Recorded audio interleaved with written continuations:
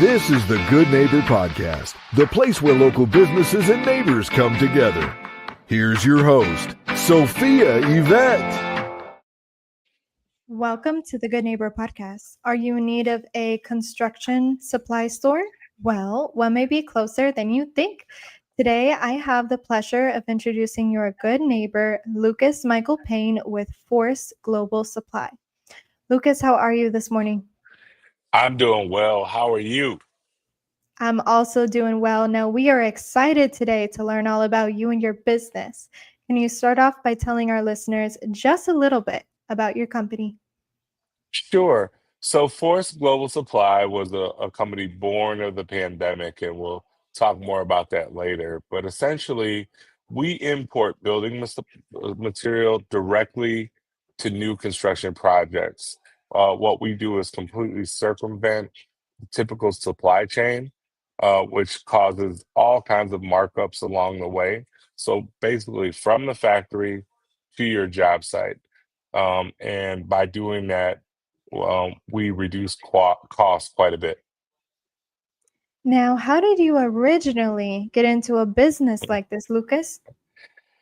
Sure. So that's a interesting question. So for the last 20 years, 20 years ago, when LED lighting was kind of something that people hadn't heard of, I, through another set of circumstances, was helping my friend with his LED startup. And so that was, everything from implementing, teaching customers what a LED light was. I don't know if we even remember the incandescents anymore, but I was a big part of that early push for LED lighting in and around the Chicago area and eventually nationally. I grew my business. By 2015, a lot of people say they got sold to a publicly traded company, but I got rolled up essentially, and you become a vice president or something of said company when that happens. But what I learned in that process is what was wrong with that typical distribution model. You would ask, a brand, Cooper, Cree, Sylvania, to get a distributorship, and you would have to carry like $1 million in inventory of old, antiquated technology, and it didn't make sense for me. So what I did is I got my happy butt on a plane and I flew to China, where everything was being manufactured. And I figured out that if I contracted directly with the manufacturers of the product for these large brand names, that oftentimes I could get a white label product at a fraction of the cost with the same warranties and same certifications that we would expect here in the United States. And so I utilize that information to set my business apart and to be able to price out our jobs at the time, which were lighting retrofit jobs, changing existing buildings into more energy efficient buildings. So, anyways, use those relationships from direct manufacturers for my own benefit to bring down the cost of the jobs that I was putting in front of our customers. Wow. Now, being in your industry, what is the most common myth or misconception on the day-to-day you come across? Well, I think the most oftentimes we'll hear that something's manufactured someplace else, right? Oftentimes China or Asia, India, Mexico. And we think that somehow that devalues the warranty or takes away from an American made product or service. And what's often happening is that American manufacturers are doing that work offshore for a number of reasons. And sometimes it's not about a lower labor price or that you're sacrificing any kind of warranty or you're sacrificing material, but it's just the way the world works. So I think there's a big misconception around, where LED chips are manufactured, for example, there's just some stuff we just don't do here in America, and there's not a tariff in the world that is going to be able to bring it back.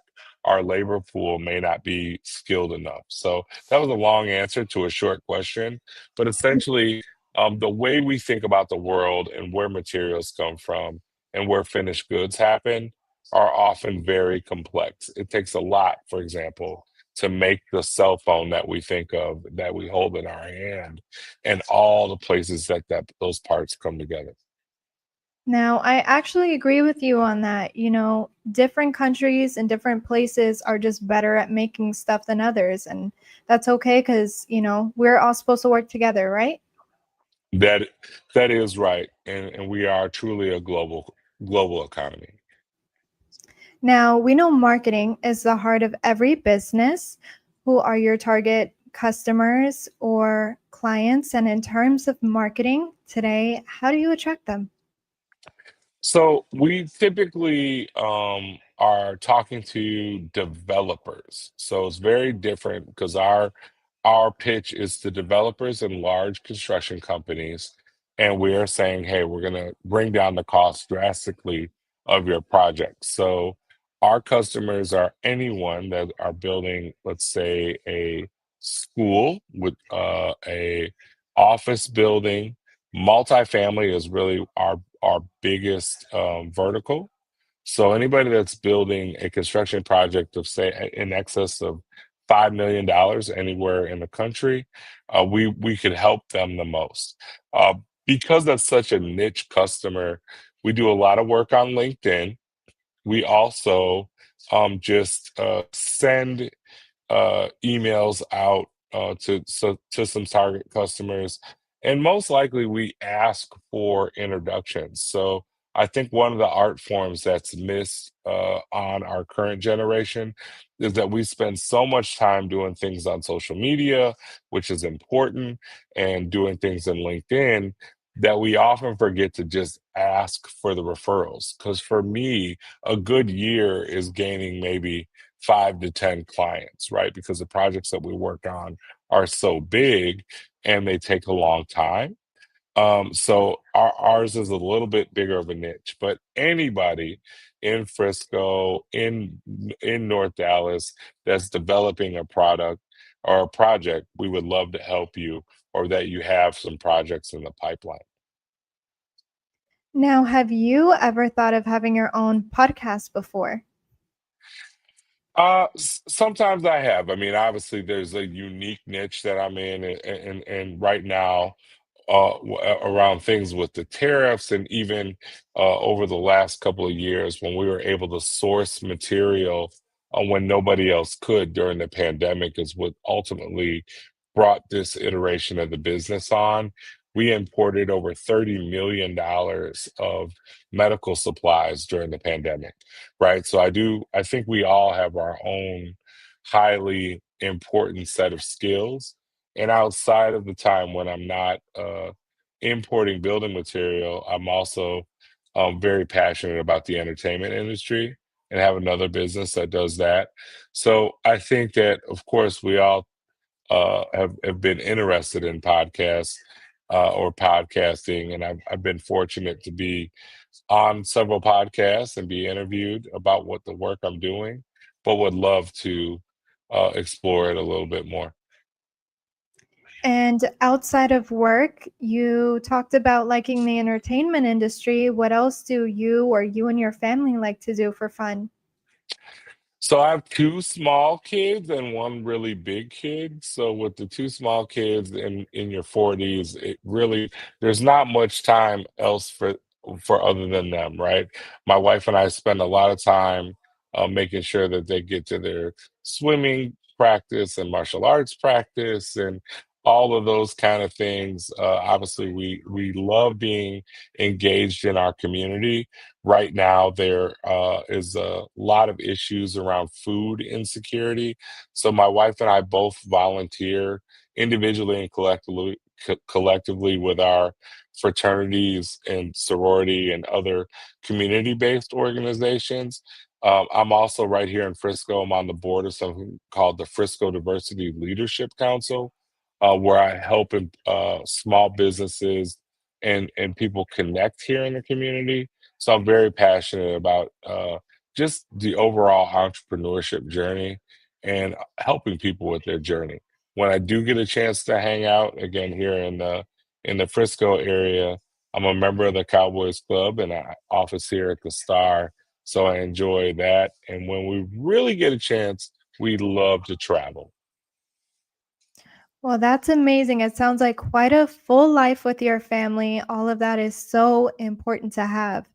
Now, one thing our listeners really want to know today, of course, is where can they go to learn more about Force Global Supply? So if you go to forceglobalsupply.com, you can find out a lot about our story, some of our projects, and I'm always happy to have client testimonials. So I think right on the landing page, there's a $90 million project that we're doing in the city of Baltimore, and that we're a part of. It's not all ours, but where we have a client testimonial talking about their experience working with Force Global Supply, and really any business I'm in or any business for anybody out there that's thinking about how they can market their business better, there's nothing like a positive client testimonial. It's why people fight so hard for Google reviews, all the for smaller restaurant style businesses, but that same logic works in larger businesses. Most definitely. Well, Lucas, I really appreciate you being on the show today. We wish you and your business the best moving forward. Thank you so much for having me. Thank you for listening to the Good Neighbor Podcast. To nominate your favorite local businesses to be featured on the show, go to gnpfrisco.com. That's gnpfrisco.com or call 469-221-9345.